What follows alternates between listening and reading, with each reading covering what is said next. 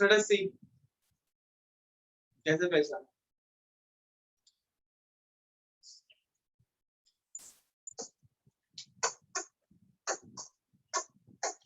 S block के elements है ना,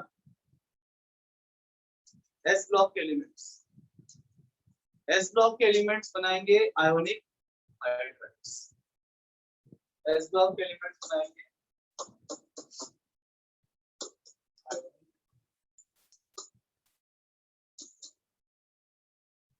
सिर्फ एक ही दो एक्सेप्शन, एक्सेप्ट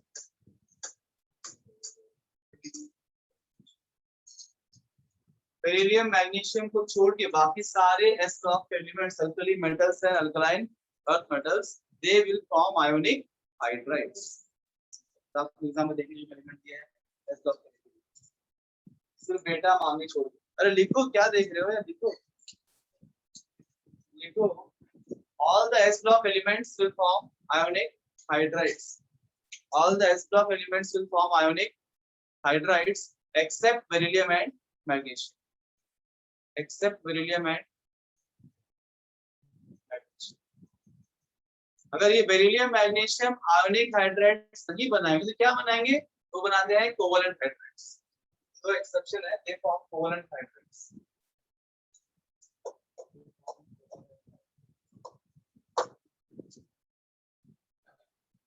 डन, क्लियर है थोड़ा ना।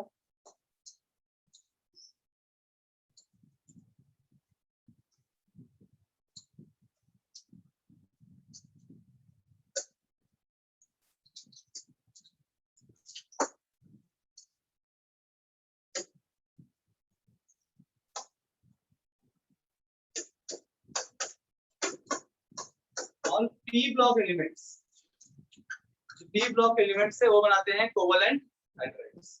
All the P block elements will form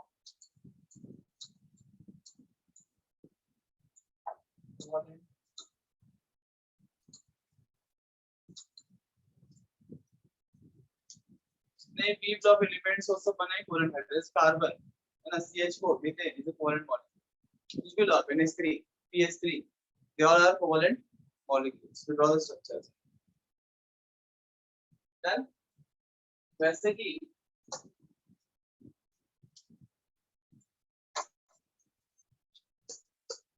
D block elements है वो बनाएंगे, और डी ब्लॉक एलिमेंट्स से फॉर्म इंटरस्टिशियल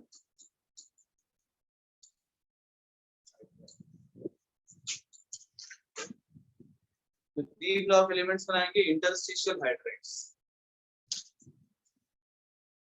बहुत आसान है पहचानना, इसके लिए पहले पता होना चाहिए पीरियोडिक टेबल, कौन सा एलिमेंट कौन सा ब्लॉक का हमें पता है तो हम बोल सकते हैं कि हाँ भैया एलिमेंट जो है ना आयनिक हाइड्राइड बनाएगा, ये कोवलेंट बनाएगा, ये इंटरस्टिशियल बनाएगा। घूम फिर के मुद्दा उधर ही आता है पीरियोडिक टेबल के पास। तब coming back to the reaction, ये तो हाइड्राइड के बारे में हुआ है टॉपिक। लौटी रिएक्शन में आते हैं, रिएक्शन के अंदर हम बात कर रहे थे hydrolysis of ionic hydrides, right. तो कोई भी आयोनिक हाइड्राइड ले लो, NH, sodium hydride, now sodium belongs to group 1, will form ionic hydride, right? Here is hydrolysis करेंगे, क्या मिलेगा, NH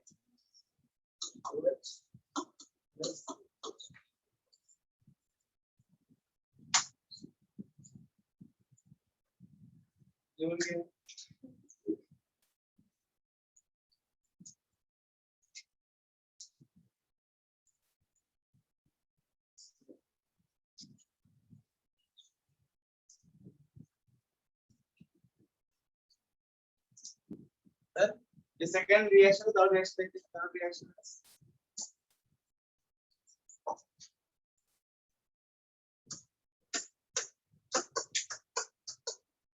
action of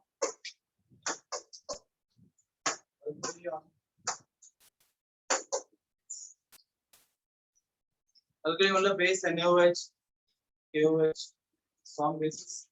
तो जो मेटल से आप रिएक्ट करोगे तो भी हाइड्रोजन गैस रिलीज होता है। अब कोई भी मेटल आपको हाइड्रोजन गैस नहीं देगा, एक प्रॉब्लम है। यहाँ पे एसिडिक दे दिया अल्कली ऑफ मेटल एग्जांपल दिया हुआ है किताब। पर मुद्दे की बात ये है कि कोई भी मेटल आपको देगा नहीं। If you observe carefully the examples given textbook, they are given some textbooks give example of zinc, some give example of aluminum, some give example of beryllium. इस सब में कॉमन बात क्या है? एम्फोटेरिक। ये सब के सब क्या है? Amphoteric metals, amphoteric elements. कोई भी मेटल से रिएक्ट करेंगे तो आपको हाइड्रोजन गैस रिलीज नहीं होगा। Amphoteric metals, that is a point you should know.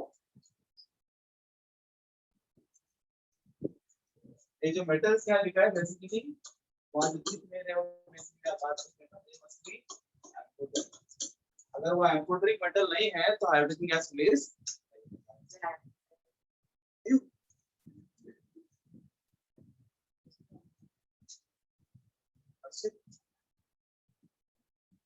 So topic दिया ना मैंने, types of oxides I told somebody else to write. No I ये topic Gaurangi, please wait for Gaurangi's lecture. आपको वहां पे एम्फोटेरिक ऑक्साइड कैसे पहचाने गौरांगी मैडम आपको। तो amphoteric elements of reaction iridium plus NaOH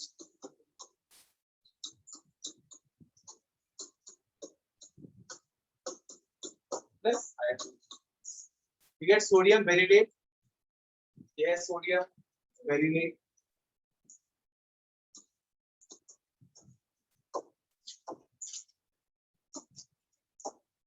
और साथ में मिलेगा hydrogen. Yes, with aluminium reaction तो आप पढ़ चुके हैं 10th में, आपको सोडियम एल्यूमिनेट मिलता है।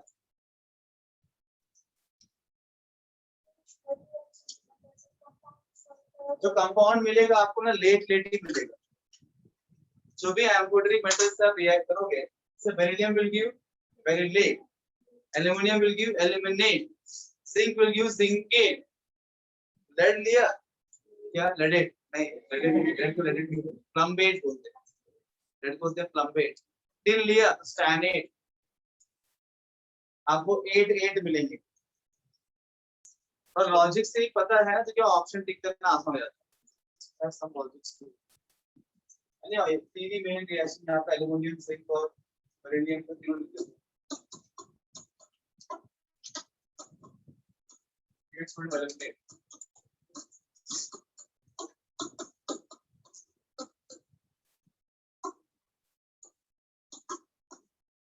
कुछ लोग सिर्फ एल्यूमिनेट बोलते हैं, कुछ लोग मेटल एल्यूमिनेट भी।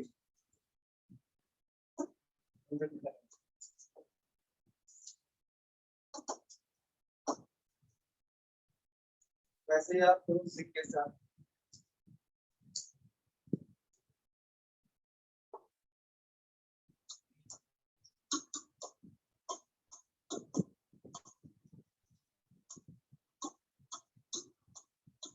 Sodium zincate,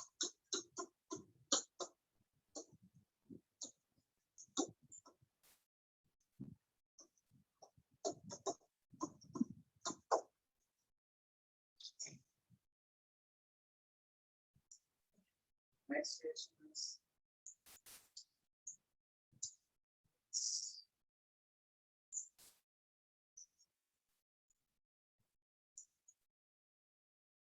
done everyone।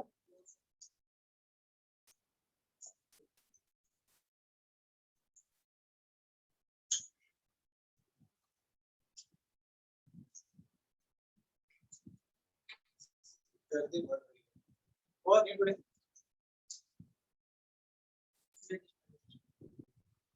ठीक है।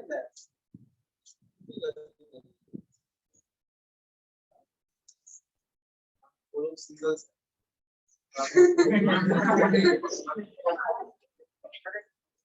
मतलब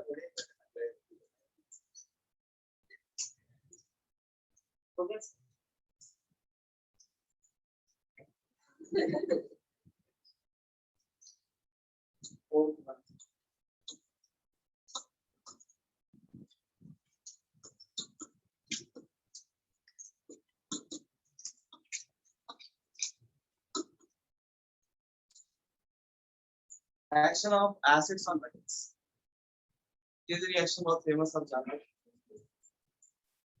डिस्प्लेसमेंट रिएक्शन होता है और हाइड्रोजन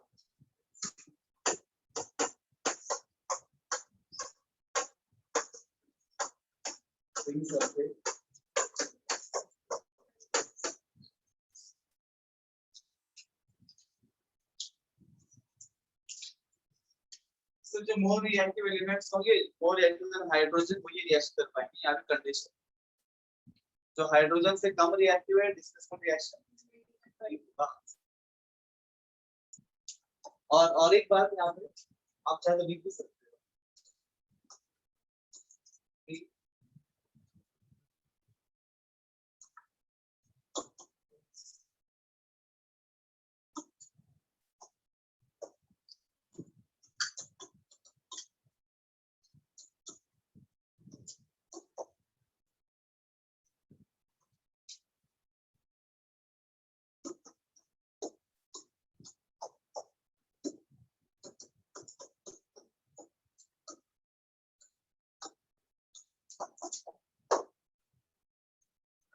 जो रिएक्टिविटी सीरीज में हाइड्रोजन के नीचे है, वो ये डिस्प्लेसमेंट रिएक्शन नहीं दे सकते। दूसरी बात, इसी रिएक्शन में अगर मैंने साइड मॉडिफिकेशन कर दिया तो कंपाउंड से चेंज कर दिया, एक कंडीशन चेंज कर दूंगा तो भी रिएक्शन, तो रिएक्शन मतलब आपको हाइड्रोजन गैस मिलेगा। ये जो H2SO4 आप यूज करते हो ना, ये कौन सा H2SO4 है? Hydrogen sulphate. उसके नाम नहीं पूछा मैंने, दैट इज दिल वाला H2SO4 डाइल्यूट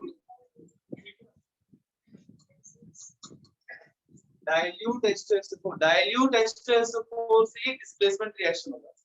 अगर मैंने यहाँ पे इस दिल को हटा के क्या लगा दूं, कॉम्प लगा दूं, ये डिस्प्लेसमेंट रिएक्शन नहीं होगा। ये छोटी सी बात से क्वेश्चन बन जाएगी और आप तब आ जाएंगे, बोलेगा Zn plus कॉम्प H2SO4 है ना, gives AB, आप बोलेगा which gas is released, which gas is released, आप बोलेंगे बहुत सिंपल क्वेश्चन, बचपन से पढ़ते आ रहे हैं, H2SO4 gives हाइड्रोजन गैस, आपका आंसर बिल्कुल। अगर दिल वाला H2SO4 है तभी डिस्प्लेसमेंट रिएक्शन होके आपको हाइड्रोजन गैस मिलेगा। व्हाट विल हैपन अगर यहाँ पे कॉम्प H2SO4 आ गए तो फिर रिएक्शन कैसा होगा?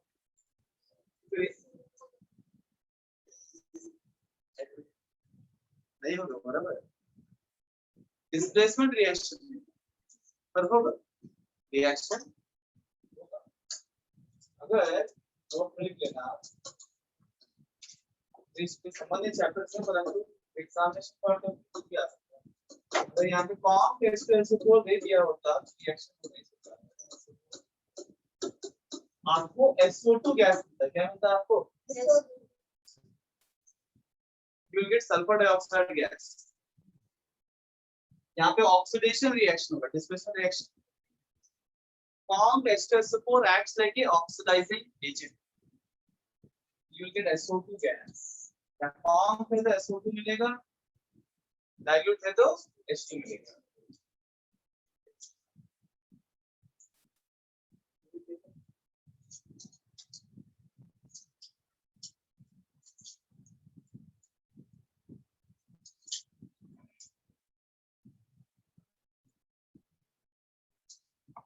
और बात मानना है, इससे आगे बढ़े नेक्स्ट सेक्शन। जस्ट चेक करने याद आ रहा है, मैंने फाउंडेशन के बच्चों को लास्ट ईयर कुछ पढ़ाया, दिमाग में मुझे बात आ रही है। चेक करता हूँ कि सबको पता है कि चेक करो शायद कुछ आवाज नहीं आ रहा ऑनलाइन वालों का, हाँ क्यों? श्रेयस पाठक को धमकी दिया कि बात नहीं करने की। सच सच क्या है? बर्थडे है क्या? हाँ फॉर्मल है। वो मास्क एकदम कौन सा दास? आदि दास, इससे मतलब पुराना दास। आदि में सबसे पुराना, ओल्डेस्ट। दास में सेवर, ओल्डेस्ट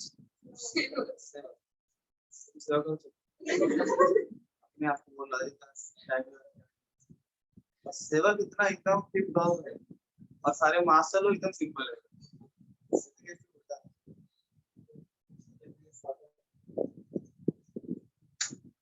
H2SO4 एसिड है, SNO3 कौन है? HCl हाइड्रोक्लोरिक एसिड है, तीनों ही एसिड है।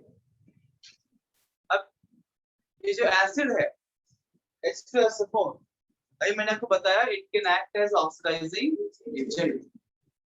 अगर ये H2SO4 ऑक्सीडाइजिंग एजेंट की तरह काम कर सकता है तो बताओ HNO3 क्या होगा? ऑक्सीडाइजिंग या रिड्यूसिंग? ऑक्सीडाइजिंग। ऑक्सीडाइजिंग। और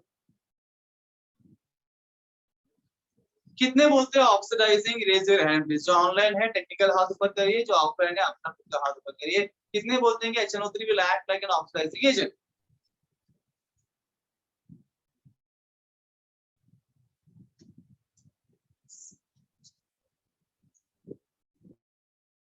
कोई हाथ ऊपर नहीं कर रहा।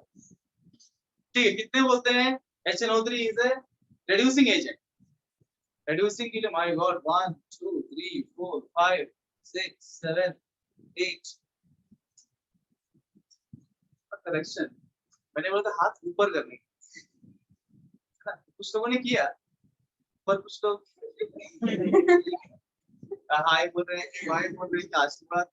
हाथ ऊपर करो मतलब ऊपर वाला। हाँ और तभी आपका जवाब बिल्कुल गलत है। It is an oxidising agent. HNO3 is also oxidizing।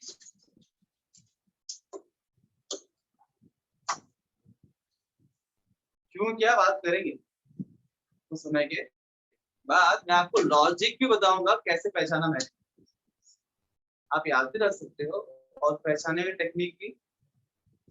अगला एसिड कौन से? तीनों फेमस है एसिड्स, इससे बता रहा हूं।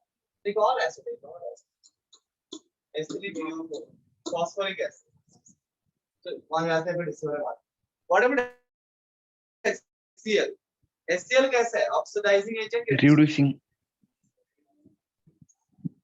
कितने बोलते रिड्यूसिंग एजेंट रेजर है? कितने बोलते रिड्यूसिंग एजेंट रेजर है? ठीक है, कुछ लोग ऐसे करके स्टाइल मारते हैं। 1 2 3 4 बोलते रिड्यूसिंग एजेंट। कितने बोलते ऑक्सीडाइजिंग एजेंट? 1 2 बहुत कुछ साथ बोल रहा है, 3 माय गॉड 3 ये है reducing agent. HCl is a reducing। Last one है H3PO। बताइए H3PO को कितने बोलते हैं ऑक्सीडाइजिंग एजेंट? 1 2 3 4 5 6 7 8 8 लोग बोलते हैं कि ऑक्सीडाइजिंग एजेंट है ना। कितने बोलते रिड्यूसिंग एजेंट है? 1 2 3 4 ये ऑक्सीडाइजिंग एजेंट।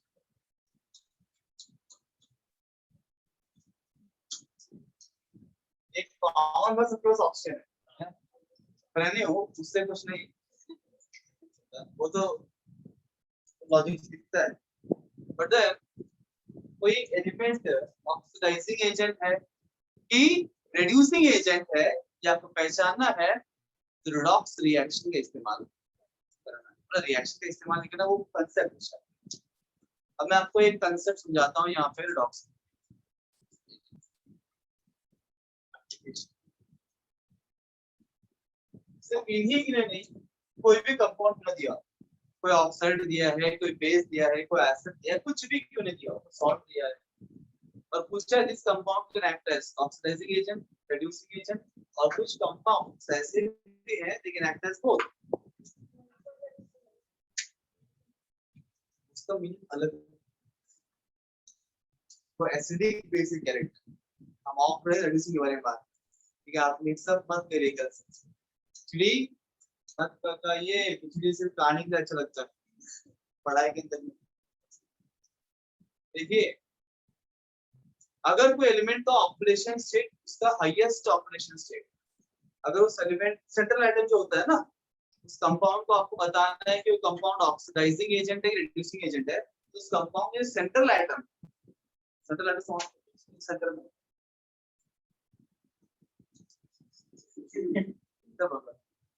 दिमाग कुछ नहीं, तो सेंट्रल एटम का ऑपरेशन स्टेट निकालिए। अगर वो सेंट्रल एटम अपने हाईएस्ट ऑपरेशन स्टेट में है, then that compound will act as an oxidizing agent. अगर वो सेंट्रल एटम अपने लोवेस्ट ऑपरेशन स्टेट में है, तो will act as reducing agent. सोच ले बच्चा, ऑलराइट, ये highest lowest, how do we know उसका हाईएस्ट क्या है, उसका लोवेस्ट क्या है ना, उसका हाईएस्ट लोवेस्ट क्या है, अगला कुछ नहीं उठता है, इसलिए थोड़ा कुछ नहीं है चेहरे के ऊपर, स्टिल नॉट क्लियर। तो हाउ टू नो हाईएस्ट और लोअर ऑपरेशन स्टेट? तो एक होता है हायर एंड लोअर और एक होता है हाईएस्ट एंड लोवेस्ट, यहाँ कंफ्यूज होना, ठीक है। केमिस्ट्री के अंदर बहुत सारे कंफ्यूजिंग फैक्टर्स है, एक जैसे लगते हैं पर एक होते नहीं, एक होता है हायर एंड लोअर और एक होता है हाईएस्ट एंड लोवेस्ट। जब आपको एक कंपाउंड ऑक्सीडाइजिंग है, रिड्यूसिंग है पता करना है, तो आपको देखना है हाईएस्ट है कि लोवेस्ट, और हायर लोअर अभी नहीं पढ़ेंगे, अभी जरूरत नहीं है, वो पी ब्लॉक के अंदर आएगा, फाइनल चैप्टर है, इसके बाद एस ब्लॉक पी ब्लॉक, हम हायर लोअर के बारे में बात करें, अभी हाईएस्ट और लोवेस्ट की बात करें। मान लीजिए ऑक्सीजन, ऑक्सीजन कौन सा ग्रुप एलिमेंट है, 16 ग्रुप। अब देखो ऑक्सीडेशन स्टेट बेसिकली क्या है, कितना इलेक्ट्रॉन्स को लूज किया है या कितना इलेक्ट्रॉन गेन किया है। अच्छा ये हाईएस्ट अगर एग्जिबिट करना है तो कितना एग्जिबिट कर सकता है, मतलब इसके आउटर मोस्ट में कितने इलेक्ट्रॉन्स है, 6 इलेक्ट्रॉन्स। हायर मतलब क्या, लूज करना है ना, प्लस चाहिए, प्लस कब आएगा, जब वो लूज करेगा, है ना, जब वो गेन करेगा तो माइनस आएगा। तो हाईएस्ट मतलब क्या, बेसिकली क्वेश्चन ये कितना इलेक्ट्रॉन्स मैक्सिमम वो लूज कर सकता है, वो उसका हाईएस्ट ऑपरेशन स्टेट होगा। एक 16 ग्रुप का एलिमेंट मैक्सिमम कितने इलेक्ट्रॉन लूज कर सकता है, 6 इलेक्ट्रॉन लूज कर सकता है। 16 ग्रुप का एलिमेंट मैक्सिमम 6 इलेक्ट्रॉन लूज कर सकता है, इसका मतलब 16 ग्रुप के एलिमेंट का जो हाईएस्ट ऑक्सीडेशन स्टेट होगा वो क्या होगा, +6। सिर्फ ऑप्शन ही सिंगल बनी, पूरा ग्रुप का हाईएस्ट क्या होगा, +6 लेकिन एक्सिबिट। एंड लोवेस्ट क्या होगा, मतलब कितना अधिक नेगेटिव चार्ज एक्टिवेट कर सकता है वो, अधिक से अधिक -2 ना, सिंपल ऑक्टेट से देखना है ना, 6 इलेक्ट्रॉन लूज करो या फिर 2 इलेक्ट्रॉन गेन करो, दो ही फंडा उसके पास। अगर उसको स्टेबल होना है 6 इलेक्ट्रॉन लूज कर दो या फिर 2 इलेक्ट्रॉन गेन कर लो, 6 लूज कर रहा है +6, 2 गेन कर रहा है तो माइनस, तो ये होगा इसका हाईएस्ट, ये होगा इसका लोवेस्ट। अगर मान लीजिए 17 ग्रुप का एलिमेंट है, से क्लोरीन 17 ग्रुप का एलिमेंट, क्या होगा, +7 और -1, सिंपल है ना। इतना उसका आउटर मोस्ट में 7 है, 7 लूज कर सकता है, गेन करना है तो एक गेन कर सकता है फॉर ऑक्टेट। ऑक्टेट रेफरेंस से आप हाईएस्ट लोएस्ट आराम से हो सकते हो, क्लियर है, सभी क्लियर है। अब ऑक्सीडेशन स्टेट कैसे निकलेगा हम जान चुके हैं। अब जो ये कंपाउंड्स है H3PO4 में फास्फोरस ऑक्सीडेशन स्टेट क्या है, निकालिए, +5 आएगा। अब फास्फोरस कौन सा ग्रुप का एलिमेंट है, 15 ग्रुप, उनका हाईएस्ट ऑक्सीडेशन स्टेट क्या होगा, +5 15, क्या आउटर मोस्ट में 5 इलेक्ट्रॉन्स रहेंगे, है क्या अपने हाईएस्ट ऑक्सीडेशन। अगर कोई अपने हाईएस्ट ऑक्सीडेशन स्टेट पे है तो वो ऑक्सीडाइजिंग एजेंट, वो ऑक्सीडाइजिंग। H2SO4 में सल्फर का निकालिए +6, उसका हाईएस्ट क्या है +6, तो क्या होगा HNO3 में हाइड्रोजन है क्या है +5। अबे तुमको ऑक्सीडेशन स्टेट निकालना आता है कि नहीं आता है सबका +5, तो क्या होगा ऑक्सीडाइजिंग एजेंट। HCl में क्लोरीन का ऑक्सीडेशन स्टेट क्या है -1 H+Cl-, तो उसके लोएस्ट ऑक्सीडेशन स्टेट में क्या होगा got the logic everybody why. ऐसे ही मान लीजिए आपको मैंने ऐसे कंपाउंड दे दिया SO2 और पूछा है SO2 can act as option A oxidising agent, option B reducing agent, option C both, option D none. तो अभी यहाँ पे ऑप्शन निकालेंगे आप, क्या आएगा +4। इसका हाईएस्ट क्या होता है लोएस्ट क्या होता है, अगर हाईएस्ट है तो हम बोलेंगे ओनली ऑक्सीडाइजिंग एजेंट, लोएस्ट है तो हम बोलेंगे ओनली रिड्यूसिंग एजेंट, अगर दोनों के बीच में है तो बोथ, दोनों के बीच में है तो बोथ, नन नहीं हो सकता answer. It can be either oxidising reducing और बोथ। कौन है हाईएस्ट है तो ओनली ऑक्सीडाइजिंग, लोएस्ट तो ओनली रिड्यूसिंग, बीच में है तो बोथ। बोले जा रहा हूँ कुछ दिखे नहीं जा रहे। ये जो बातें मैंने समझाई है आपको वो इम्पोर्टेंट पड़ता है।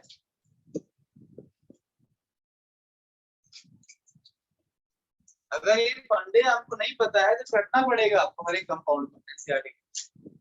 अब टेक्निक पता है तो अटकी जरूरत आपको नहीं है।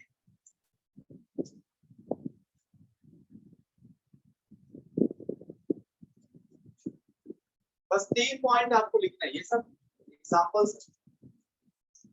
पहला पॉइंट क्या, इफ एन एलिमेंट, और ऐसे लिखो, is a central atom in A compound, if a central atom in a compound, if a central atom in a compound is in its highest oxidation state, is in its highest oxidation state, is in its highest oxidation state, the compound will act as oxidizing agent only. The compound will act as oxidizing agent only.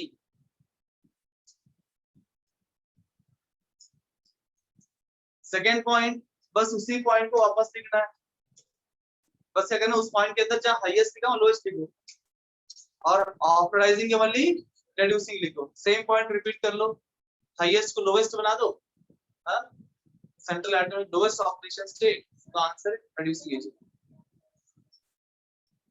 Oxidising agent only. Second point लिख लेंगे आप, first point को repeat करिए, highest और lowest डालिए, oxidising केवल reducing डालिए।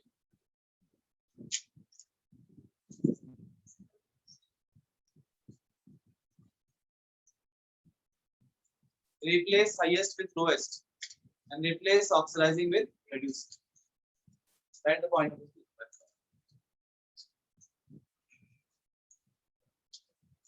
Done, everybody?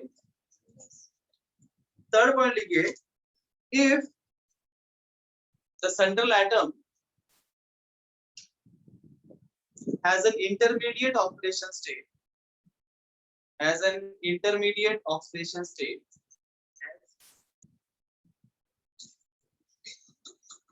has an intermediate oxidation state, इसका मतलब क्या, that is in between highest and lowest,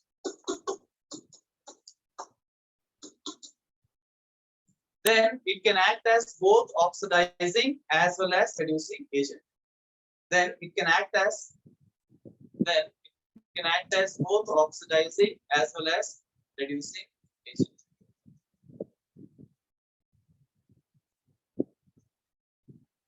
Then it can act as both oxidizing as well as reducing agent. And उदाहरण के लिए आप ये सारे कंपाउंड समझ लिया तो फॉर एग्जांपल H2SO4 में सल्फर का +6 इसका हाईएस्ट है, इसलिए ओनली ऑक्साइड.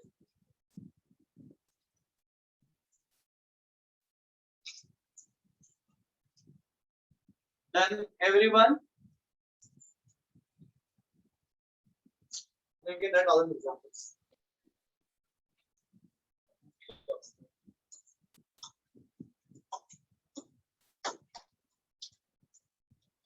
जो हाईएस्ट है देखो ये लोएस्ट.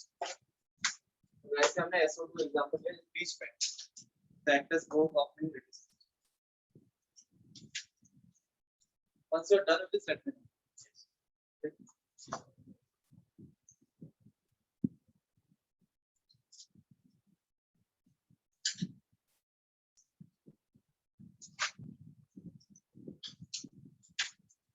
दूसरे आपको मान लीजिए दिया हुआ है H2SO3 बताओ ये ओनली रिड्यूसिंग है ओनली ऑक्सीडाइजिंग है कि बहुत आएगा क्यों लेस फॉर ऑपरेशन स्टेट दोनों बीच में रिड्यूसिंग भी है से आपको मैं देता हूं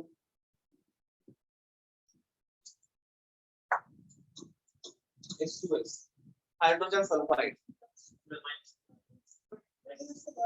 only oxidizing only reducing only reducing यहाँ पे sulphur -12 lowest is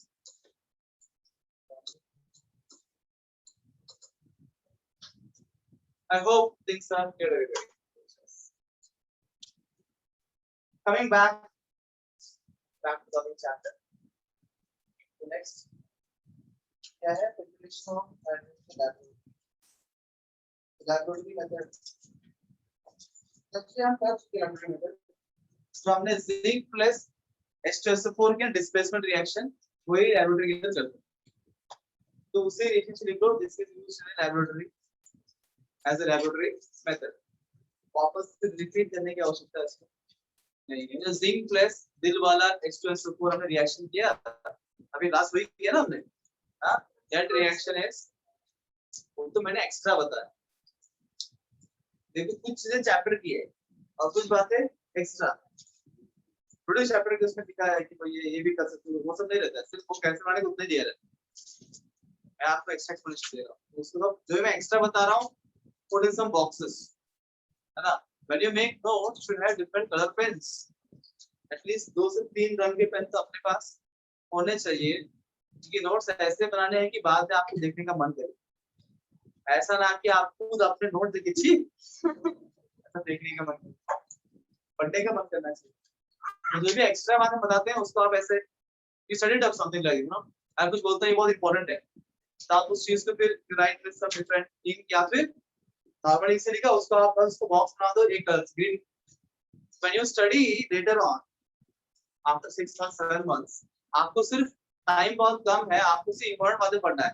you want to go through you will read all green boxes. जो भी ग्रीन बॉक्स में आपने डाला है उसको पढ़ोगे आप बस बाकी सब स्किप करोगे. बस टाइम का इंपॉर्टेंट पढ़ना है आपको बस यू नो इट. अगर सब आप एक ही इंक से लिखते हो सब एक जैसे लिखते हो तो बाद में ढूंढना मुश्किल हो जाएगा. And you will not like to study the notes because इतने notes भर जाएंगे आपके 5 नोटबुक 6 नोटबुक तो उसको देख के ही डर लगेगा इतना सारा वो पढ़ेगा. नोट्स बनाएंगे आप पर बाद में पढ़ेंगे तो यू नो डिस्टिंग्विश क्या पढ़ना है क्या नहीं पढ़ना है. तो इसी के लिए नोट्स ऐसे बनाओ ताकि आप बाद में इजीली पढ़ाई कर सकें. आपको एक्स्ट्रा बता रहे हैं आपको स्केल से जरूरत नहीं स्केल लिए एकदम परफेक्ट बॉक्स बनाना है. Just identify क्या पढ़ना है. इसके बाद नेक्स्ट देखिए preparation of pure hydrogen. Preparation of pure hydrogen by electrolysis. Next method number कौन सा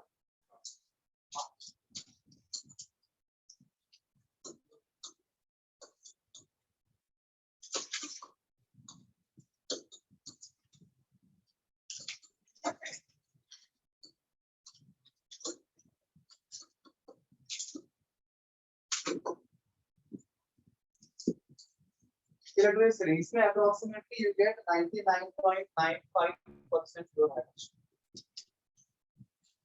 Purity उसका 99.95%. But the problem is that because to do electrolysis you need to have electricity. Power supply करना पड़ेगा, current supply करना पड़ेगा उसके अंदर, तो बहुत सारा खर्चा हो जाता है. It's a costly method. तो ये आपको प्योर हाइड्रोजन मिल रहा है पर वो कॉस्टली, तो इंडस्ट्रियल लेवल पे दोनों देखना पड़ता है. ये अच्छा है पर बहुत कॉस्टली है तो लोग खरीदते नहीं. जैसे मैं recently I was looking for this seeds, तेल पता है, ऑयल जो घर में ऑयल खाते हैं ना, कौन सा खाते हैं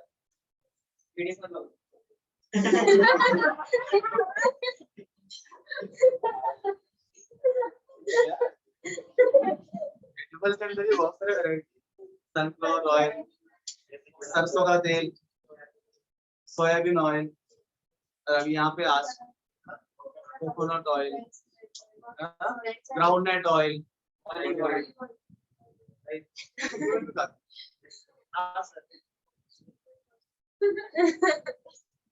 और कोई जैसे अलग अलग है ना. यहाँ पे कोई तो करड़ी का तेल, तो बहुत करड़ी का तेल खाते हैं. तो मैंने करड़ी का सीड्स के लिए पता कर रहा था, ये प्लान स्टार्टअप गाने का तेल का बिजनेस स्टार्ट कर, तो मैं सीड्स के लिए इंक्वायरी कर रहा था. तो फिर एक एग्रीकल्चर से बात हुई, तो सीड्स चाहिए, तो उससे बोला सर ठीक है अलग अलग रेट की सीड्स है. बोला करड़ी के अंदर किस अलग अलग वैरायटी है? बोला बहुत सारा वैरायटी, कौन सा वैरायटी चाहिए आप? बोला इसका वैरायटी समझाओ मुझे. वैरायटी क्या है, मुझे तुम्हें थोड़ी फार्मर हूँ इतना पता नहीं. तो उसने बोला नहीं देखिए अलग अलग रेट के क्वालिटी की सीड्स आती. तो मैंने बोला देखो मुझे गौरान सीड्स चाहिए. गौरान मतलब देसी होगा ना, मुझे हाइब्रिड केमिकल वाला नहीं चाहिए, ऑर्गेनिक सीड्स चाहिए. बोले सर वो तो मिलना मुश्किल, तो वो नहीं मिलेगा. फिर मैंने इसको गाने का तेल वाले जो गाना का तेल निकालते हैं, तो बोले फिर प्योर नहीं है क्या, ऑर्गेनिक नहीं है? बोले नहीं. बोले वो सब हाइब्रिड ही परचेस करते हैं. अभी वो हमारी पेरेंट है इसलिए वो खुला मुल्ला बता रहे हैं. बोले आपको बता रहा हूँ वो हाइब्रिड ही परचेस करते हैं, हाइब्रिड सस्ता होता है. तो मैं बोला पर वो फिर फायदा क्या है, केमिकल्स उगाया फिर गाने से निकालो तो ही फायदा नहीं है उसका, केमिकल्स उगाया बस. तो फिर उसने एक्सप्लेनेशन दी इस प्रकार से. बोला देखो भाई जो लोग है ना जो खरीदते हैं वो चाहते हैं सस्ता होना चाहिए, कि बिजनेस करना है उनको, जितना सस्ता पड़ेगा सीड्स उनको है ना, फिर उतना कम दाम में वो बेच सकते हैं, तो उनको प्रॉफिट. और जो कस्टमर है वो भी सस्ते वाले ही लेता है. अगर यहाँ भी गाने का तेल, यहाँ भी गाने तेल बिक रहा है 10 रुपए लीटर दे रहा है, ये 20 रुपए लीटर दे रहा है, कहाँ जाएगा? 10 रुपए. दोनों गाने के ही तेल है ना, पर वो क्वालिटी वो देखता, क्योंकि कस्टमर सस्ता लेना चाहता है, सस्ते के पीछे भागते हैं. पर मार्केट ऐसा बन गया कि सस्ता देखते हैं लोग, मेजॉरिटी मार्केट. तो फिर जो खरीदने वाला है चीटिंग करना पड़ता है उसको, बिकॉज हाई क्वालिटी ऑयल सस्ते पे नहीं मिलेगा. बोले फिर उसी लेवल करता है वो हाइब्रिड डिमांड करता है. और हाइब्रिड बोलते हैं सर क्या होता है ना, सर प्रोडक्शन बहुत होता है, उसको बल्क प्रोडक्ट मतलब उसको खर्चा कम लगता है, सब फर्टिलाइजर सब पे खर्चा कम, उतना ही खेती में उस प्रोडक्शन ज्यादा होता है. और जो गौरांग आप देसी बात कर रहे हैं उससे प्रोडक्शन ज्यादा टाइम लगता है उगने के लिए, उसको एनर्जी लगता है फार्मर को, और प्रोडक्शन होता है बहुत कम. तो कम प्रोडक्शन होने की वजह से उसका रेट ज्यादा लगाते हैं. रेट ज्यादा लगाया तो ना कंपनी वाले खरीदते हैं ना कस्टमर खरीदता है, तो इसीलिए गौरांग बनाना ही बंद कर दिया. फार्मर्स गौरांग वाला उगाते ही नहीं है. आपको लोग बोलेंगे ये देसी है गौरांग है, पर आपको मिलेगा बहुत कम लोग लेने वाले, बहुत कम जगह मिलना बहुत मुश्किल है. क्या समझे आप? कॉस्ट. इंडस्ट्रियल लेवल पे जब भी प्रोडक्शन होता है सबसे इंपॉर्टेंट फैक्टर क्या होता है? कॉस्ट होता है. बिकॉज इंडस्ट्रीज कंपनी चलाते किस लिए? प्रॉफिट के लिए, समाज सेवा के लिए नहीं. इसलिए हम करते हैं प्रॉफिट, धंधा है ना, तो प्रॉफिट के लिए कमाते हैं. तो देखते हैं जो हमारा सोर्स है, जो रिसोर्सेस है, जो रॉ मटेरियल है वो कैसा होना चाहिए? सस्ता होना चाहिए. जितना सस्ता रॉ मटेरियल होगा उतना ज्यादा प्रॉफिट हम कमा सकते हैं. तो हर इंडस्ट्री वाला भले कितना भी आपको बोले पतंजलि वाला, सॉरी, कितना भी आपको कोई कुछ बोले ये ऑर्गेनिक ठीक है, कुछ भी ऑर्गेनिक, क्योंकि जब ऑर्गेनिक होता है, प्योर होता है, तो कॉस्ट ज्यादा होता है, कॉस्ट अपने आप बढ़ जाता है। प्रॉब्लम आके पर कॉस्ट लेता ही, जैसे मैंने लास्ट ईयर बनाया था धूप बत्ती, खुद बनाया, लेकिन रिसर्च करके आया, अभी बीच में पेंडिंग रहेगा ये एकेडमी की वजह से। बुद्धिवर्धक धूप बत्ती ऐड देगा मैं, बुद्धिवर्धक धूप बत्ती बनाया, तो भगवान के लिए और लोगों के लिए बनाया, लोगों की बुद्धि बढ़ाने के लिए। पुराने शास्त्रों में जड़ी बूटियों का वर्णन, तो पहले जो एक इलाज हुआ था मेडिसिनल, आज भी इंडिया में नहीं हो रहा है, पर बाहर देश वाले लोग हमारे भारत को फॉलो कर रहे हैं। There is one treatment called धुआं ट्रीटमेंट, धुआं ट्रीटमेंट, जो उनकी मेडिसिन थ्रू ओरल, वो मेडिसिन होते हैं, उसको जलाते हैं तो धुआं निकलता है, और वो धुआं हमारे नाक में जाता है, नाक के थ्रू पूरे बॉडी में वो फैलता है, और हम मानते हैं सटल होता है ना, सटल होता है ये एयर गैस, ये आसानी से पूरी बॉडी के अंदर फैल सकता है, तो मेडिसिन को नाक के थ्रू छोड़ते धुआं के, ये भी एक साइंस है, ये भी हमारे वेदों से ही लिया गया है, ठीक है, आज भी चल रहा है बहुत जगह, इंडिया में नहीं, India follow best allopathy and western people follow Indian Ayurveda, बहुत सारे आयुर्वेद में बहुत सेक्शंस है, उसमें से ये, तो हमने वो उससे रिसर्च किया था, हमने बुद्धिवर्धक धूप बत्ती बनाया, तो उसमें जड़ी बूटियां ऐड किया था धूप बत्ती के अंदर, धूप बत्ती जलाएंगे भगवान का भी हो जाएगा, और वो धूप बत्ती जो धुआं निकलेगा तो लोगों के नाक में जाएगा, तो उससे अभी का जो अगरबत्ती है, उससे अगरबत्ती के पॉइजन है, पता है आपको, agarbatti is banned all over the world except India, except, आप पूरे वर्ल्ड में कहीं भी घूम लो, अगरबत्ती बैन हो चुकी है, कोई भी यूज नहीं करता है, उसके अंदर से डेंजरस पॉइजन निकलता है, जो सुगंध मस्त आती है ना, उस सुगंध के अंदर पॉइजन है, उससे आपके अंदर की बॉडी के बहुत सारे सेल डैमेज होते हैं, इंपॉर्टेंट बहुत सारे फंक्शंस करना बंद कर देती है, बीमारियां आपको बढ़ाती है, इम्यूनिटी घटाती है, अगरबत्ती कमाल, सुगंधित साइकिल या फिर व्हाटएवर अलग अलग अगरबत्तियां हैं जो भगवान और भक्त के बीच में रिश्ता बनाने के लिए बनाए गए हैं, ऐड दिखाते हैं, वो रिश्ता क्या है, जल्द जल्द भगवान तक आपको पहुंचाने के लिए भगवान तक फटाफट पहुंचाना है ना, एक प्रोसेस को स्पीड अप करने के लिए जल्दी पहुंचो भगवान, but people like that because you know they want smell fragrance, इनको भगवान से मतलब नहीं है, प्योरिटी से मतलब नहीं है, सस्ता भी हो और सुगंधित भी, तो सस्ता के चक्कर में लोग फंसते हैं, ऐसा है भाई, हम कुछ नहीं कर सकते, यहाँ भी वही दिक्कत है, यहाँ पे आपको जो है ना प्योर हाइड्रोजन मिलता है, अब इससे प्योर और एक जगह मिलता है, पर ये भी almost pure, 99% is too much, 99.95 very pure hydrogen यहाँ बना सकते हो, तो प्रॉब्लम है कि method is to costly, cost effective नहीं। और एक बात ये जो हाइड्रोजन है, हाइड्रोजन इटसेल्फ आप अगर रिसर्च कर सकते हो, फ्यूचर से बता रहा हूँ, बड़े रिसर्च चल रहा है, हाइड्रोजन जो गैस है बहुत ही इंपॉर्टेंट है फ्यूचर ग्रोथ के लिए, बिकॉज देखिए हाइड्रोजन का जो कंबस्टिबिलिटी बहुत ज्यादा, highly combustible gas, it can produce very high energy, आपका एक पेट्रोल पंप पे इतना पेट्रोल है ना, उतना भी इतना हाइड्रोजन काफी है, जितना एनर्जी प्रोड्यूस कर सकते हैं पूरा पेट्रोल, खतरनाक, हाँ उसको मिक्स भी यूज करते हैं, लिक्विड हाइड्रोजन को ऑक्सीजन मिक्स कर देते हैं, तो अभी उस हाइड्रोजन को आपने जो जनरल फ्यूल, सॉरी जो गाड़ियां है ना व्हीकल्स, वहां पेट्रोल की बदले अगर आप हाइड्रोजन का फ्यूल बनाओ,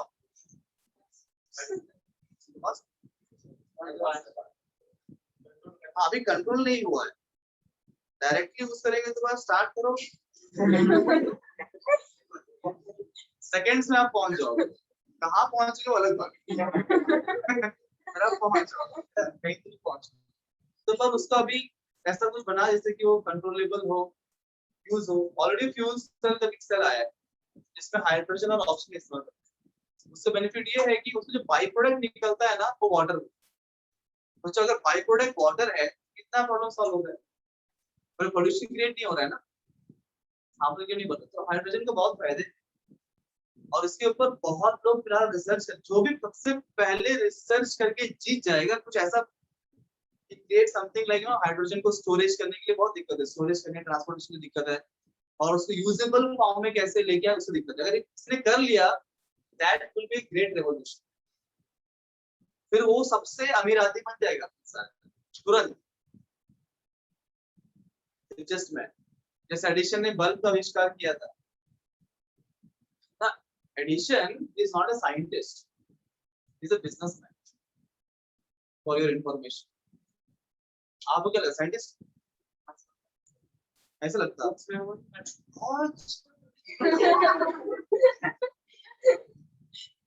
उन्होंने कोई साइंटिस्ट का स्टडी किया नहीं, 10वीं पास भी नहीं हुए थे शायद। हाँ, वो स्कूल सबसे बुद्धू बच्चा था, तो उनके टीचर्स लोग उनको बहुत पिटाई करते थे, बहुत डांटते थे, कुछ आता नहीं है, उसको स्कूल से बाहर निकाल भी दिया था एडिशन जी। तो वो रेलवे स्टेशन में वड़ा पाव वड़ा पाव वड़ा पाव, पता नहीं वड़ा पाव नहीं जो भी था उसके स्टेशन में वड़ा पाव बांटने वाला ऐसे, वैसे स्टेशन में वो डिफरेंट डिफरेंट न्यूज़पेपर बांटना ये सब काम करते थे। फिर पर पढ़ाई में दिमाग घुस नहीं रहा है, तो उन्होंने क्या किया, यही धंधा शुरू कर दिया, वड़ा पाव बांटना, न्यूज़पेपर बांटना, धंधा स्टार्ट कर दिया मतलब रेलवे स्टेशन वगैरह में। और फिर उस धंधे में उनका अच्छा इनकम होने लगा, उसने अपने अंदर 10 लोग और रिक्रूट किए वड़ा पाव बांटने के। ऐसे जो लड़के थे और घूमने वाले उनको लेके आए, उनको टीम बनाया, बोले तो मैं मैनेज करता। क्या पता है तुम्हारा नॉलेज के बारे में? आपका साइंटिस्ट है ना, आपका साइंटिस्ट कुछ नहीं पढ़ा होगा, ना बीएससी किया ना एमएससी किया ना कोई है ना, ये कोई एग्जाम देके थोड़ी वो ऐसे बैंगलोर की जगह पढ़ के आया। और फिर वैसे करते करते उन्होंने फिर एक टेलीग्राफ कंपनी में ज्वाइन किया जॉब करने के लिए, एक किसी के हाथ में। तो टेलीग्राफ कंपनी में काम किया उन्होंने, टेलीग्राफ कम्युनिकेशंस का उन्होंने सीख लिया, उसके अंदर काम करते करते सारा काम सीख लिया, प्रैक्टिकल नॉलेज गेन किया। He did not have theoretical knowledge of books, he had the practical knowledge in his life. He worked with different people and he learned all those things, और उसी को उन्होंने बल्ब के आविष्कार में उसी telegraph communication का जो उन्होंने नॉलेज सीखा था वो सारे नॉलेज को यहाँ पे उन्होंने अप्लाई किया। अल्वा एडिशन से पहले बल्ब बन चुका था, पता है कोई बात? Already bulb was made before Thomas Alva Edison, कोई और साइंटिस्ट ने बना दिया था, पर वो प्रॉब्लम क्या था, उस बल्ब का बहुत बड़ा है, एक रूम का साइज का बल्ब है, वो कहाँ लगाएंगे इतना बड़ा है ना। फिर तो हर एक को अपने घर में एक स्पेशल रूम बल्ब के लिए बनाना पड़ेगा, that was too much। So वो यूजेबल फॉर्म में नहीं था तब, इसलिए क्या किया एडिशन ने, और बल्ब का आविष्कार हो चुका है, मतलब पूरा फंडा क्लियर है, बल्ब कैसे बनता है, बस वो कंसेप्ट को लिया और टेलीग्राफ जो कम्युनिकेशन वाला वो सब चीजें, वो आइडिया लिया अपना, दोनों को मिक्स करके उसको छोटे फॉर्म में कन्वर्ट, छोटा बल्ब से प्रकाश ज्यादा और सस्ता। That was his intelligence. He used the practical knowledge of his life. आपको बहुत बार करना पड़ा, इतना आसानी से बना भी नहीं। He is famous because he did not give up.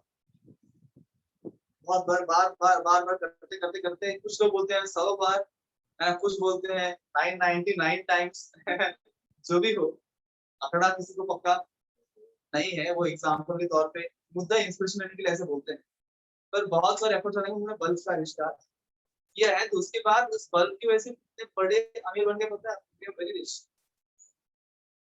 उसको पेटेंट लिया उन्होंने और पूरे देश में सप्लाई किया। अब उतने साल तक तो गरीबी में बिता रहे थे, तो बल्ब का आविष्कार नहीं हुआ, फिर हो रहे थे, फिर पैसा हम लोग सब कुछ छोड़ने वहां पे लड़ते जैसा बन गया, he became billionaire, businessman actually speaking। Businessman उसमें पता है अपना ही भाई बहुत सारी बातें आप सिर्फ किताब में पढ़ के समझे तो ये सही है, क्योंकि किताब एक वेद है, शास्त्र जो टेक्स्ट बुक में लिखा है वही सही, और कुछ लोग सुनते ही नहीं। ऐसा नहीं होना चाहिए। थोड़ा ज्ञान, बहुत ज्ञान दिया मैंने आपको, एक्स्ट्रा ज्ञान। थैंक्स तो बता के रहना, इससे बोलना चाहिए। तो कितना टाइम हमारा ये कर लेते हैं, मीटिंग लिखा है तो पूरा कर लेते हैं। अब ये पानी जो है, पानी के अंदर क्या करो आप, करंट पास करो, है ना, इसके बाद इलेक्ट्रोलिसिस ना, इलेक्ट्रोमैग्नेटिक सेल लेंगे, दो इलेक्ट्रॉन रहेगा, उसको पता है आपको, सेल के अंदर एक एनोड होता है और एक कैथोड होता है। एनोड पे क्या होता है, क्या होता है, मतलब ऑक्सीडेशन होता है, रिडक्शन होता है, ये हाँ? क्या होता है एनोड पे? अच्छा, कितने बोलते हैं कि एनोड पे ऑक्सीडेशन होता है, समझो तो, एनोड पे ऑक्सीडेशन परेशान क्या करूं कितने लोग वोट कर रहे हैं, देखो वही हिसाब से हाथ ऊपर करेंगे, आपका कंफ्यूजन हो रहा है। कितने बोलते हैं कैथोड पे ऑक्सीडेशन होता है, और जिन्होंने हाथ ऊपर नहीं किया, कंफ्यूजन है, पता नहीं सर कहाँ क्या होता है, हमें क्या पता, हम थोड़े देखते हैं हर दिन जाके भाई क्या याद करेंगे, बोला मैंने आपको रेड, मैंने आपको याद रखने बोला था, रेड क्या रिडक्शन एंड कैथोड, लाल बिल्ली को याद रखो, कंफ्यूजन नहीं होगा। रेड क्या है, रिडक्शन एंड कैथोड, और कैथोड पे होगा रिडक्शन, एनोड पे क्या होगा, नो कंफ्यूजन। नेक्स्ट टाइम फिर एक सेल ऐसे प्रिपेयर हो जाएगा, आप यहाँ पानी है, पानी के पास करंट पास करो, क्या है, ठीक है ना, जब करंट पास करोगे, electrolysis, what is meaning of lysis, to break down, कुछ बोलते हैं लाइसिस, बोलते रहोगे लाइसिस, लिसिस जो भी आप बोलो, ठीक है, इसका मतलब क्या है, ब्रेकिंग डाउन, तो H2 ब्रेक डाउन होगा, और उसके बाद क्या होगा, अब H2 में क्या है, H2 में क्या हाइड्रोजन और ऑक्सीजन है, तो मान लीजिए H प्लस बना और वो 2 माइनस बना, तो एनोड में क्या होता है, ऑक्सीडेशन, ऑक्सीडेशन मतलब loss of electrons, loss of electrons, ये जो O2 माइनस है, इलेक्ट्रॉन लूज करेगा, उसके पास इलेक्ट्रॉन है ना एक्स्ट्रा, जिसके पास है वो लूज करेगा, जिसके पास नहीं है वो गेन करेगा, सिंपल सी बात है, कोई लॉजिक बड़ा नहीं, बन जाएगा O2, दो ऑक्सीजन है,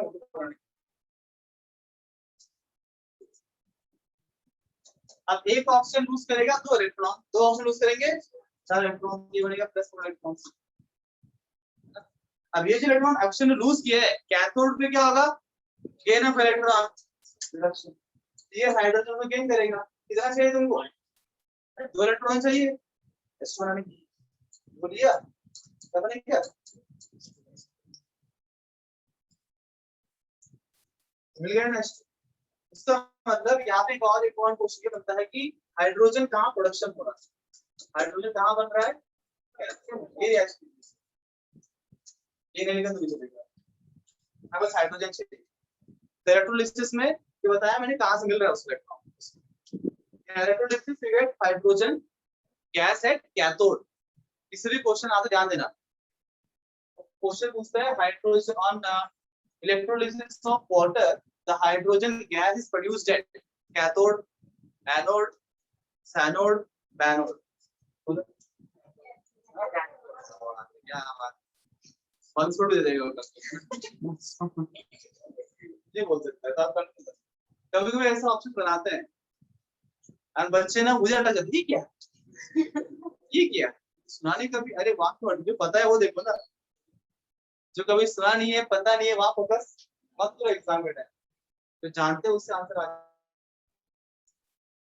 हाँ देखिए जनरली हाइड्रोजन हमेशा कभी भी रिएक्ट करेंगे ना पानी के अंदर, तो हमेशा कैथोड पे ही बनता है, परंतु कभी कभी वो एनोड पे बनता है, और वही दिक्कत क्रिएट करेगा, और एग्जाम में वो क्वेश्चन पूछे एनोड में बनता है, आप बोलेंगे कैथोड में बनेगा, जब हाइड्रोजन H+ होता है ना, अगर उस कंपाउंड में हाइड्रोजन क्या है H+ फॉर्म में है, तो बने कैथोड पे, H प्लस गेन करेगी। पर अगर मान लीजिए आपने एग्जाम में ऐसा कुछ दे दिया, ऐसे एक्स्ट्रा बता रहा हूँ आपको बस, है ना, अगर एग्जाम में आपको बोला सोडियम हाइड्राइड है और इसका आप कर रहे हो इलेक्ट्रोलिसिस, तो अब सोडियम हाइड्राइड में क्या H माइनस है, H प्लस नहीं, तब उसको H2 बनाने के लिए इलेक्ट्रॉन लूज करना पड़ेगा। तो कहां पे होगा प्रोसेस? एनोड पे होगा। अगर वो H माइनस होगा तो एनोड पे हाइड्रोजन गैस बनेगा, अगर वो H प्लस होगा तो फिर कैथोड बनेगा। ये बात को प्लीज याद रखिए। एक बॉक्स ना ब्रेक कीजिए, मैंने बोला अगर कंपाउंड में H माइनस है तो एनोड पे H2 गैस बनेगा, H प्लस है तो कैथोड बनेगा, जब भी आपने बोला है उसको।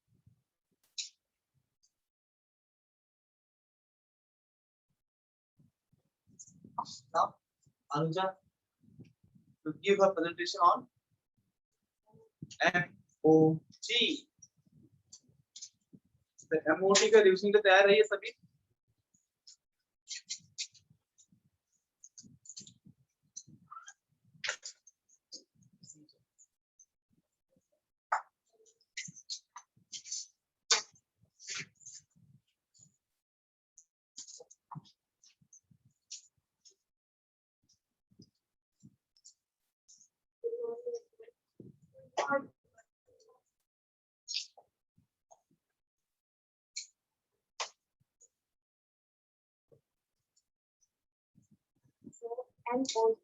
Molecular orbital shapes.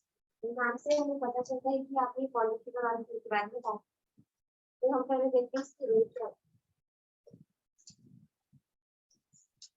Atomic orbital होते हैं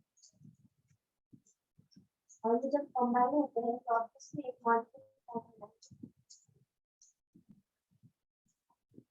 तो एमओ के हमें इस मॉलिक्यूलर ऑर्बिटल के बारे में पता था कि इन दोनों की जो एनर्जी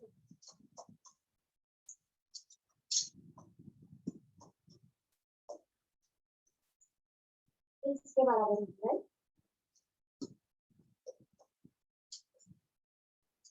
मतलब अगर सेम से एनर्जी होती है तो इसकी एनर्जी सेम होती है, लेकिन इसमें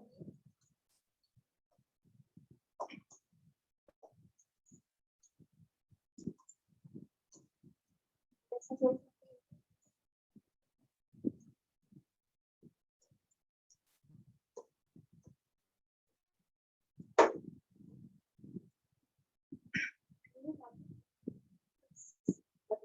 दो एटॉमिक ऑर्बिटल है कंबाइन होते हैं, मॉलिक्यूलर ऑर्बिटल फॉर्म होता है। इन दोनों की एनर्जी इसकी एनर्जी सेम होती है, बट लेकिन मतलब इस फॉर्म में होती है कि इन दोनों की अलग होती है लेकिन प्लस करके इनके बराबर होती है।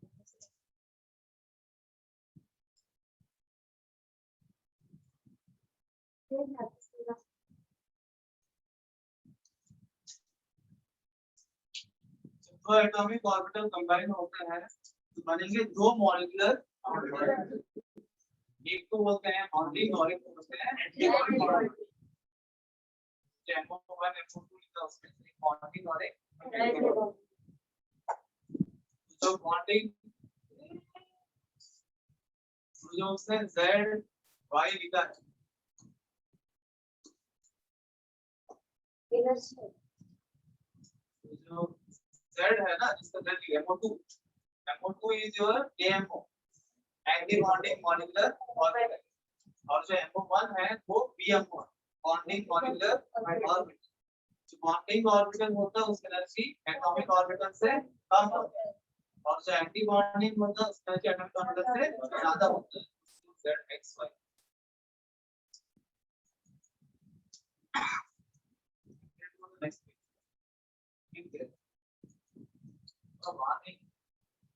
प्लस साइन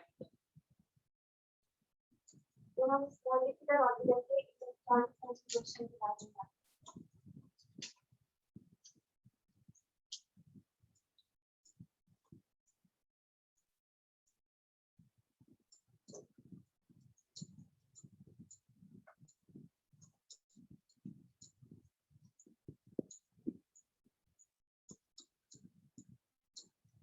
बात दो कंडीशंस हैं। पहली है जब atomic number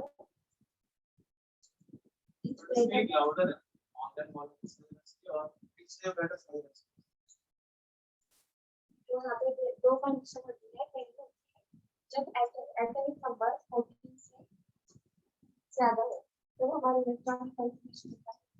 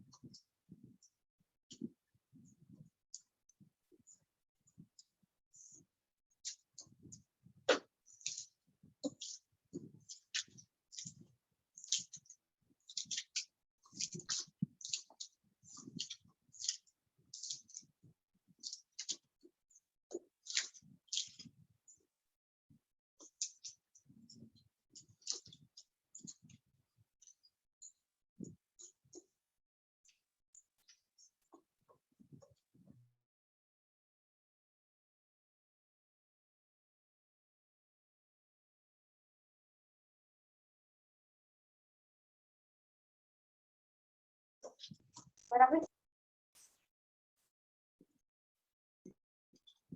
ये हो गया हमारा जब atomic number 14 से ज्यादा होगा तो हमें ये इलेक्ट्रॉन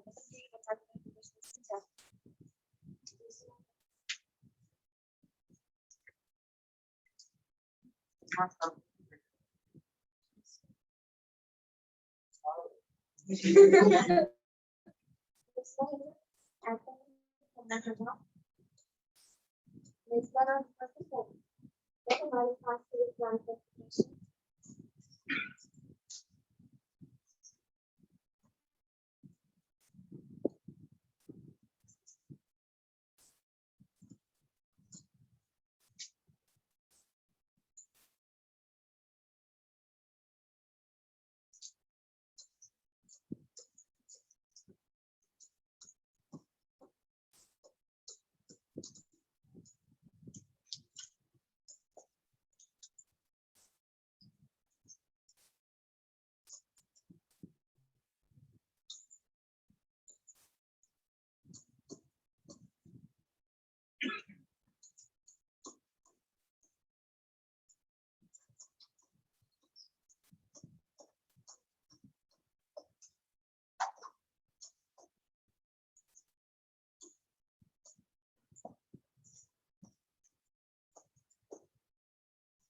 बराबर जब तक होगा एटॉमिक नंबर लेस देन और इक्वल टू 14 होगा तब हमें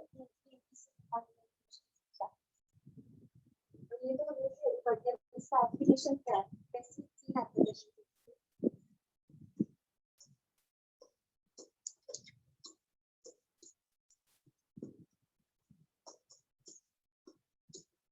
पहला हम बॉन्ड और एटॉमिक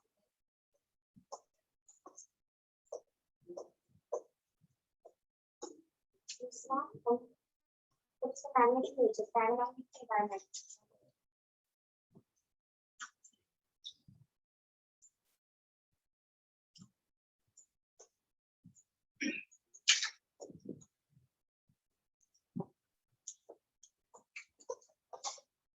और तीसरा उसका जब कोई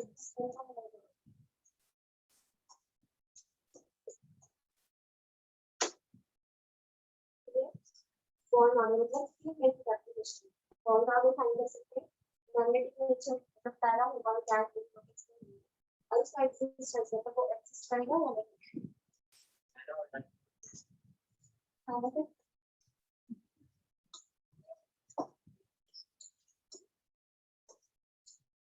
बॉन्ड और मतलब नंबर ऑफ मॉलिक्यूल्स बॉन्ड और पता है तो बॉन्ड और हम फाइंड कर सकते हैं हमारे पास फॉर्मूला है number of bonds minus number of anti bonding anti bonding bonding minus number of anti bond तो इसे हम बॉन्ड ऑर्डर फाइंड कर सकते हैं दूसरा है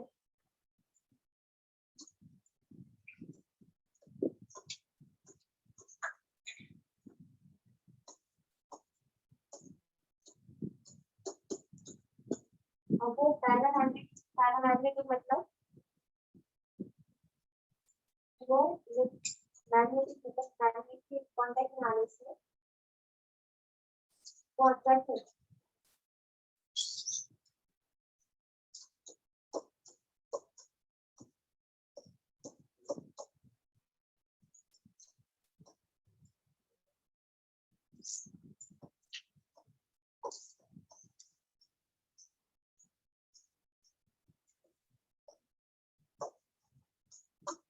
अट्रैक्ट होता है और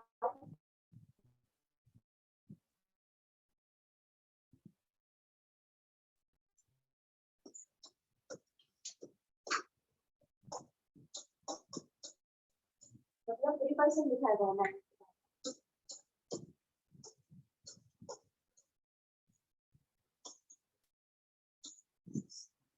यहाँ तक पैरामैग्नेटिक डालेंगे तो फिर हमें मतलब एग्जिस्ट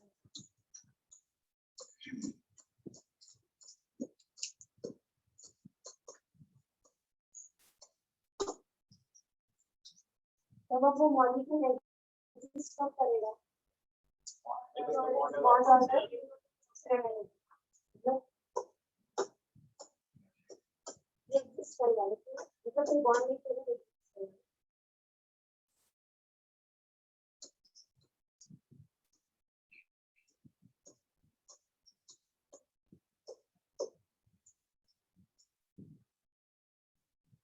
एग्जिस्ट नहीं करेगा अगर बॉन्ड ऑर्डर 0 से ज्यादा है तो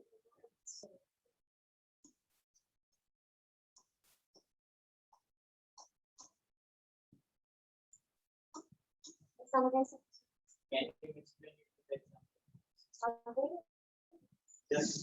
तीनों में ही ना इसमें के एग्जांपल तीनों में पूछा जाएगा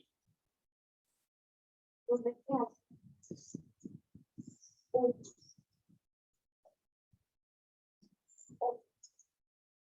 तो हम पहले बॉन्ड ऑर्डर शामिल करेंगे बॉन्ड ऑर्डर का फॉर्मूला कैसे निकालेंगे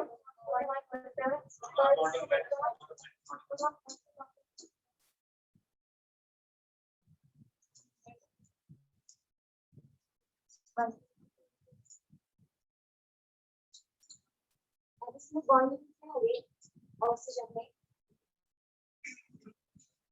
10 हो गए ना 10 बॉन्डिंग हो गई ना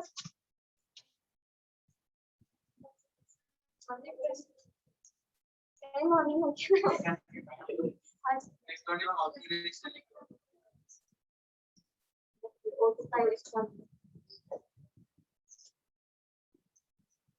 इलेक्ट्रॉन कॉन्सेंट्रेशन कौन सा वाला है इसमें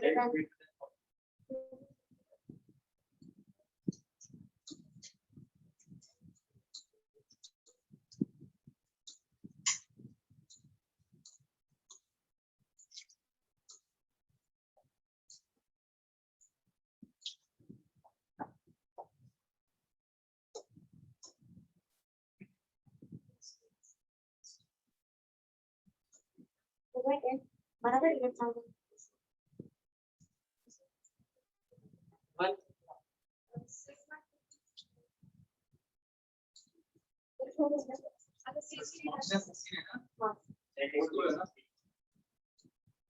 और आज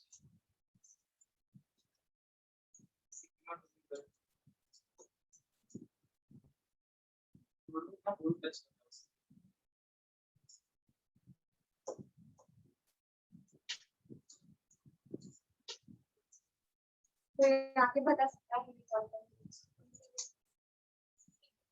Head on the board, madam. Notebook ले जाएगी थोड़ा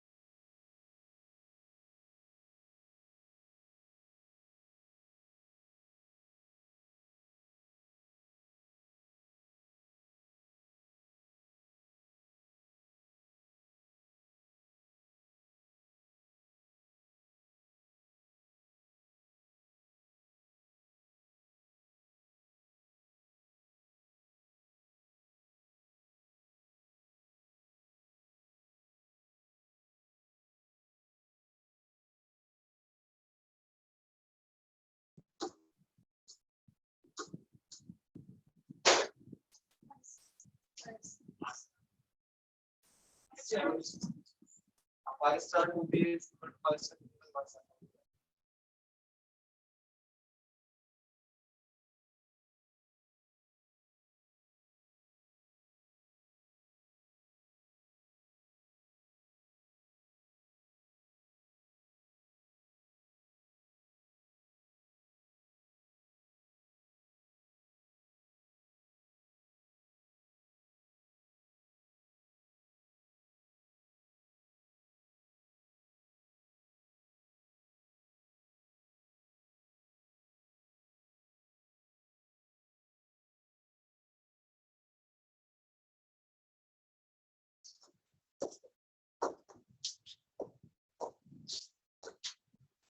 बॉन्डिंग मतलब हम अनस्टार ध्यान में रख सकते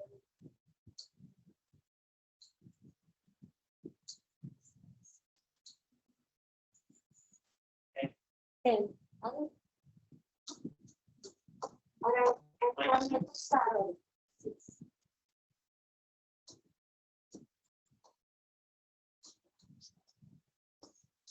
बॉन्ड अगर ग्रेटर देन 0 मतलब कि एग्जिस्ट करता है, इसके मीनिंग पता लगा। बॉन्ड अगर भी मिलेगा और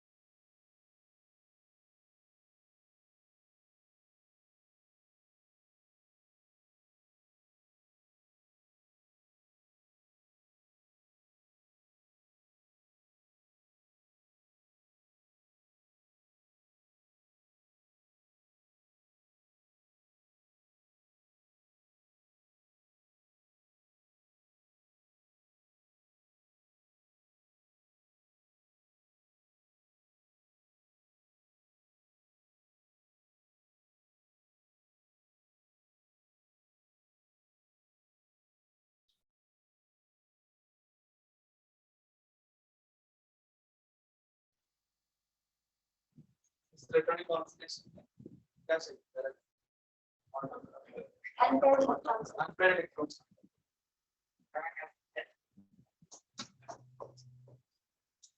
इतना कंप्यूटर ये क्या है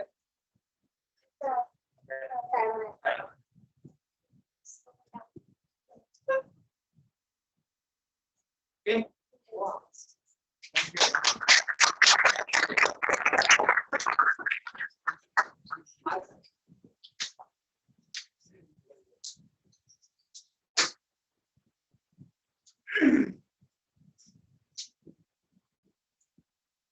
जब मैं स्टूडेंट था, आप क्या है आज भी स्टूडेंट की टीचर होता पर आप ले टीचर, पर जब मैं ऐसे बहुत ही स्टूडेंट था तब मेरा एक फंडा था कॉलेज स्कूल में सब जगह। तो बस हमारे बाकी जो स्टूडेंट थे list pass comments on teachers I never did it. मेरे ये सिद्धांत था, सिद्धांत ये था कि there are no bad teachers, there are only bad students. क्योंकि उसी क्लास के अंदर बैठ के हम 2-3 लोग की क्लास में सर पढ़ाते थे, वो आते थे टीचर थे, हाँ थे, उनका उतना स्किल नहीं था, पढ़ा चले जाते, पर हम पढ़ ले रहे थे और बाकी लोग कमेंट मार मार के तो बोलते टीचर ऐसा वैसा है, उनको बोलते क्लास लगाना है। हमें कोई दिक्कत नहीं कि हम अटेंटिव थे, जितना वो दे रहे हो उससे बेस्ट हम छोड़ के ले रहे थे। I believe there are no bad teachers and bad students. आज मैं टीचर बन गया हूँ तो आज मेरा फंडा उल्टा हो, there are no bad student, there are only bad teachers. इसका मतलब कि हमेशा नहीं बैड है ना, वैसा ही सोचना चाहिए। जब मैं स्टूडेंट था तो मैं देखता हूँ कि मैं बराबर ध्यान दे रहा हूँ क्या, टीचर बराबर क्यों नहीं देखा नहीं। टीचर कहता उनके हिसाब से मुझे अपने आप को चेंज कर, मेरे हिसाब से उनको चेंज नहीं करता। सर ये सर पसंद नहीं आया। I had to see how should I adjust myself with this teaching ताकि मैं उसे ग्रैस्प कर सकूं। The tendency of human being is that they want to change everybody except themselves. आज टीचर बन गया तो क्या होता है, फीडबैक देते हैं बच्चे का, उसे अपने आप कैसे बदलूं। क्या मेरे क्लास में हर बच्चे को मेरा फॉन्ट आता है, किसी एक को भी नहीं आता, I am failure. What should I do? I am thinking what should I do? What should I do to improve myself? हमेशा खुद को इम्प्रूव करने की कोशिश करना चाहिए, दूसरों को नहीं। ये एटीट्यूड जो है ना, एक ग्रोथ आपके जीवन में लाएगा। ये दूसरों को हम चेंज कर नहीं सकते, खुद को चेंज करना हमारे हाथ में है और खुद में परिवर्तन लाके ही हमारा ग्रोथ होगा। When you behave as a student, because there is saying only a good follower can be a good leader. Only a good student can be a good teacher. You have to become the best student. You can be a best teacher. That means teacher doesn't mean just to become a teacher like this, because every one of us are student as a teachers. Because by your behavior, by your conduct, you teach to people, right?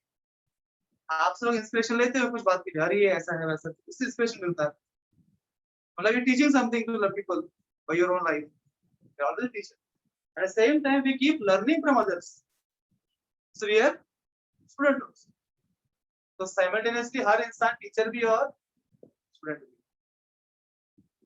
और इतने अच्छे हम student होंगे, इतना अच्छा हम सीखेंगे समाज से, लोगों से, प्रकृति से, उतना ही अच्छा हम सिखा पाएंगे। Because whatever you take it in, that only comes out. Take good things in, good things will come out. But take bad things in, you'll give bad. You are the bad things. So that you just remember always. And you should learn to encourage people. तो अच्छा हो गया कि मेरा परिस्थिति बहुत खराब था पहले, वहां से उठ के आया, उसीलिए मैं समझ सकता हूँ हमारी बच्चे यहाँ पे आता है। अगर कोई यहाँ पे आके ऐसे भी हो गया, बौखला भी गया तो कोई टेंशन, मुझे पता उससे बदतर था मेरा condition. I remember my first time, वो सोच के मैं देखता हूँ ये बच्चा मुझसे बहुत बेहतर है। That's why I would appreciate that. But if you are very good at, कुछ लोग होते हैं बचपन से ही बोल्ड है ना, तो ये सोचते हैं इसकी एक भी नहीं आता।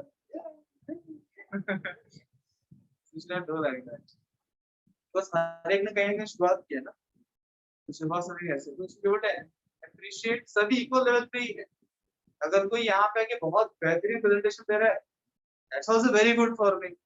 अगर कोई यहाँ के अगर हाथ पैर कांप रहा है, कुछ नहीं बोल पा रहा है, पसीना छूट रहा है, बैठ गया, तो भी मेरे लिए, क्योंकि ये दोनों कैपेसिटी अलग अलग, दोनों के बैकग्राउंड्स अलग अलग है ना। तो कोई अभी स्टार्ट कर रहा है, कुछ ने पहले स्टार्ट कर दिया होगा, स्कूल टाइम से ही वो लोग एकदम है ना, सामने जाके बोलना होता है, बच्चे आप में से रहेंगे, स्कूल से ही आप एकदम एक्टिव थे, उससे कोई दिक्कत नहीं आ जाती। पर कुछ लोग पहले से ही पीछे रहने की आदत थी, अभी सडनली उनको आगे बुला रहे हैं, दिक्कत आई। इसीलिए मैं इसलिए बोल रहा हूँ, आप जो भी आने वाले हो तो आप टेंशन की जरूरत नहीं। हर एक जन सीखता है, आपको सीखना है यहाँ पे आके। बट जैसे मैंने बोला 2 साल के बाद आप सबके सब एक जैसे हो। तो आपका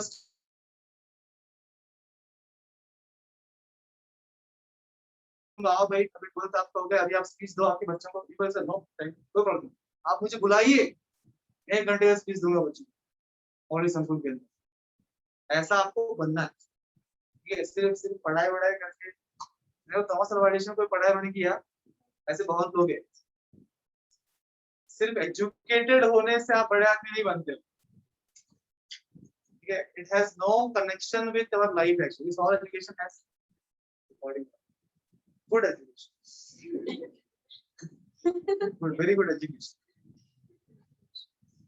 बेटा बोलो, रिकॉर्डिंग हो रहा है, पेरेंट्स लोग सुन रहे हैं, बोले क्या ये पैसा अकेडमी है वो पढ़ा रहे हैं, बोल रहे बेकार education. Okay, just for the sake of society, एक डिग्री हाथ में लेने की, तो उससे अधिक इम्पोर्टेंट स्किल। अगर आपके पास स्किल नहीं है तो कितना बड़ा डिग्री भी आप ले घूमो, तो वो सब लोग जॉबलेस वाले बोलते ना, इंजीनियरिंग करके भी जॉब नहीं है। वो प्रॉब्लम वो एम्प्लॉयर का नहीं, जॉब नहीं देने वाला, ना उस कॉलेज का, वो बेवकूफ का है। उसने सिर्फ डिग्री कमाया है, पर स्किल कमाया नहीं है। अगर स्किल कमाया होता, जॉब पे डिपेंड ही नहीं होता, वो खुद एम्प्लॉयर बन जाता, दूसरों को एम्प्लॉयमेंट क्रिएट करता। आज क्या बोलता है एम्प्लॉयमेंट भारत के अंदर? एम्प्लॉयमेंट का प्रॉब्लम ये है कि वो लोग सिर्फ किताबी पढ़ाई पे उन्होंने ध्यान देता जिंदगी भर, अच्छे स्कोर लाने, पर खुद के डेवलपमेंट पे काम उन्होंने किया नहीं। तो हमें ऐसा बनना नहीं है, शांतिपनी is all round development. You will try that, आपके अंदर सही प्रकार के स्किल्स डेवलप। तो पढ़ाई के साथ ही हम कनेक्ट कर रहे हैं ना, कुछ नया तो करना नहीं है, तो आप पढ़ाई हो जाता है, साथ में स्किल डेवलप। तो इसीलिए आप बोलिए, आगे आइए और करिए, ठीक है ना? टेंशन मत लीजिए, लोग हंसेंगे, हंसे दो। जितने बड़े लोग बने हैं उनके स्टार्टिंग के जीवन में सब लोग हंसे थे। जिसके जीवन में लोगों ने हंसा नहीं है, बड़े नहीं बने। बड़े बनने का शुरुआत ऐसे ही होती, इंसल्ट, जितना अधिक इंसल्ट जीवन में आप झेलोगे उतना आप आगे प्रगति। अब जानबूझ इंसल्ट मत कराना आप। हाँ, सर ने बोले इंसल्ट कराने से आगे बढ़ते हैं, ठीक है? अब मैं ऐसे नॉनसेंस क्रिएट करूंगा, सब इंसल्ट करेंगे, तो ऐसा नहीं बोल बोलते। Thank you very much.